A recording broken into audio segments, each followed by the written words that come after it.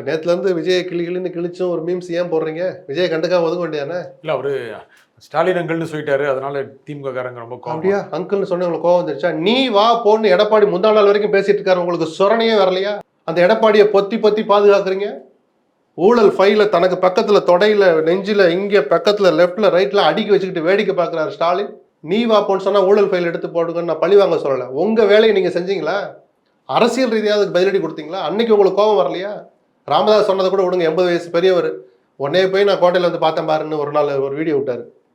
பேச்சும் பார்த்தோம், டிவிலே வந்துடுச்சு. அது அதை கூட சரி நம்மளோட 10 வயசு பெரியவர் சொல்லிட்டு போட்டு கூட ஸ்டாலின் கடந்து போயிருக்கலாம். அதுவே தப்பு தான். ஸ்டாலின் உங்களுக்கு பிடிக்குதோ பிடிக்கல, நம்மளுடைய முதலமைச்சர் அவர். தனியாக கிழிக்கிறது வேற, முதலமைச்சருக்குரிய மரியாதையை கொடுக்கறது வேற சார். ஒருமையில பேசலாமா? எடப்பாடி தொடர்ந்து பேசிட்டு இருக்காரு. நீங்க என்னத்தை செஞ்சீங்க? அந்த எடப்பாடியை பாதுகாக்கிறீங்க. வெட்கி தலை குனியணும் திமுகவினர். நேரடியா பாதுகாக்கிறாங்க. ஆமா சார், ஒரு எஃப்ஐஆர் கூட போடுறதுக்கு துப்பு இல்லைன்னு வெளியில பேசுறான். திமுக தொண்டனே பேசுறான். உளவுத்துறை விட்டு செக் பண்ண சொல்லுங்க.